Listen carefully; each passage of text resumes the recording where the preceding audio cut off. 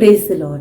आज आपण बायबलमधील जुन्या करारातील यहोशुवा या पुस्तकात रहाब ह्या स्त्रीने इस्रायल लोकांना यरीहो हा प्रांत मिळविण्यासाठी परमेश्वराच्या कार्यात कशी मदत केली ते पाहणार आहोत. कथेला सुरुवात करण्याअगोदर आपण थोडीशी पार्श्वभूमी जाणून घेऊया. परमेश्वराचा सेवक मोशे ह्याच्या मृत्यूनंतर परमेश्वराने नूनाचा मुलगा यहोशुवा ह्याची निवड केली, अशासाठी की परमेश्वराने इस्रायल लोकांना वचन दिले होते की मी त्यांना त्यांच्या वतनभूमीत घेऊन जाईन. तेव्हा परमेश्वर यहोशुवाला सांगतो की तू मोशेच्या आज्ञा पाळ, घाबरू नकोस, हिम्मत धर, तुझा देव परमेश्वर तुझ्या जोडीला आहे. तेव्हा यहोशुवा परमेश्वराची आज्ञा मान्य करतो आणि तो आपले 2 गुप्तहेर यरीहो या प्रांतामध्ये पाठवतो.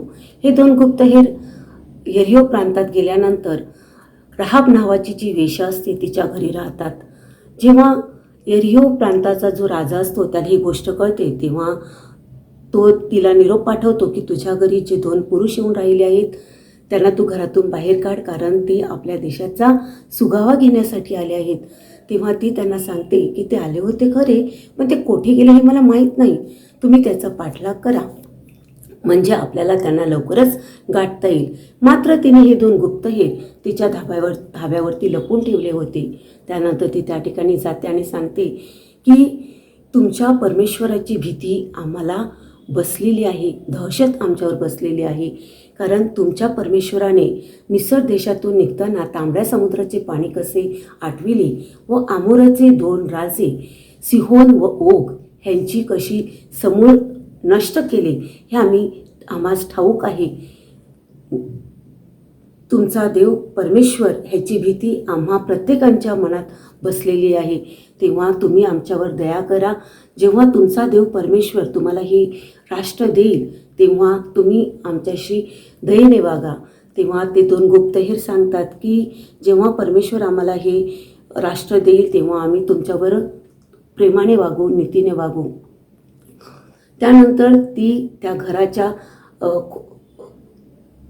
खिडकी असते त्या खिडकीला दोर लावून त्यांना खाली उतरवते आणि जेव्हा तेव्हा ती त्यांना सांगते की जेव्हा तुम्ही ह्या ठिकाणी याल तेव्हा माझ्या आप्तेजनांचा, माझ्या कुटुंबाचा तुम्ही बचाव करा. ती त्यांना उतरवत असताना त्यांना सांगते की तुम्ही ह्यानंतर डोंगरवटीकडे जा, त्या ठिकाणी 3 दिवस राहा आणि त्यानंतर तुम्ही तुमच्या मार्गाला निघून जा. तोपर्यंत तुमचा पाठलाग करणारे निघून जातील. मात्र ते खाली उतरताना ते तिला वचन देतात की जेव्हा आम्ही ह्या देशावरती आक्रमण करू तेव्हा तुझं कुटुंब आणि तुझे आप्तेजन वाचले गेले पाहिजेत, म्हणून तू ह्या खिडकीला दोरी लावून ठेव, जेणेकरून आम्हाला हे समजेल. यरीहो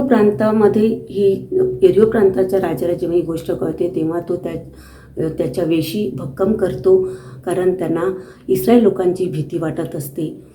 यहोशुवाकडे हे 2 गुप्तहेर गेल्यानंतर ते त्याला सांगतात की ह्या देशातील लोकांना आपली भीती बसलेली आहे. तेव्हा यहोशुवा परमेश्वराला सांगतो की आता आम्ही काय करावं म्हणून. तेव्हा परमेश्वर सांगतो की तुम्ही 6 दिवस त्या नगराला वेढा घाला, तुम्ही रणशिंग फुंकवा, प्रदक्षिणा घालत राहा, प्रार्थना करा, जल्लोष करा. आणि ते परमेश्वराचं ऐकतात. 6 दिवस रणशिंग फुंकून प्रदक्षिणा घालतात आणि 7व्या दिवशी 6 वेळा प्रदक्षिणा घातल्यानंतर 7 वेळा आपोआप त्या वेशीचे तट तुटतात आणि इस्रायल लोक यरीहो प्रांतावर आक्रमण करतात आणि सर्व काही हस्तगत करतात.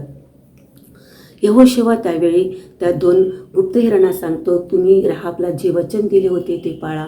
आणि ते 2 गुप्तहेर जाऊन त्या रहाबला त्या घरातून तिच्या कुटुंबाला सर्वांना वाचवतात.